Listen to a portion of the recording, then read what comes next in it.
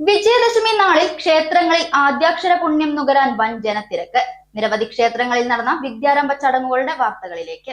തിന്മയ്ക്കുമേൽ നന്മയുടെ വിജയം ആഘോഷമാക്കുന്ന വിജയദശമി മഹോത്സവ നാളിൽ അറിവിന്റെ ആദ്യാക്ഷരം നുകരുവാനെത്തിയത് നൂറുകണക്കിന് കുരുന്നുകൾ. പാലപ്പുറം ചെനക്കത്തൂർക്കാവിൽ ക്ഷേത്രം മേൽശാന്തി കുരുന്നുകൾക്ക് ആദ്യാക്ഷരം പകർന്നു നൽകി. ഒറ്റപ്പാലം വേങ്ങേരി അമ്പലത്തിൽ നടന്ന വിദ്യാരംഭ ചടങ്ങുകൾക്ക് സമൂഹത്തിലെ പ്രശസ്ത വ്യക്തികൾ അറിവിന്റെ ആദ്യാക്ഷരം എഴുതി ഹരിശ്രീ കുറിച്ചു. ഒറ്റപ്പാലം പൂഴിക്കുന്ന ശ്രീകൃഷ്ണ ക്ഷേത്രത്തിലെ നവരാത്രി ആഘോഷങ്ങൾക്ക് സമാപനം കുറിച്ച വിദ്യാരംഭം നടന്നു. ശിവരാമകൃഷ്ണ അയ്യർ മുഖ്യ കാർമ്മികത്വം വഹിച്ചു.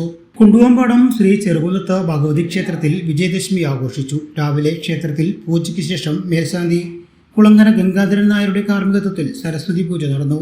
വിജയകുമാരി ടീച്ചറുടെ നേതൃത്വത്തിൽ എഴുത്തിനിരുത്തലും നടന്നു.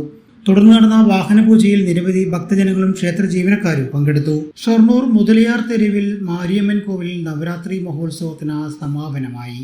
നവമി ദിവസം അഖണ്ഡനാമജപം, വിജയദശമി ദിവസം മഹാഗണപതി ഹോമം, വേദപാരായണം, ഭാർഗവനുണ്ണി മാസ്റ്ററുടെ കാർമ്മികത്വത്തിൽ കുട്ടികൾക്ക് ഹരിശ്രീ കുറിക്കൽ എന്നിവ നടന്നു.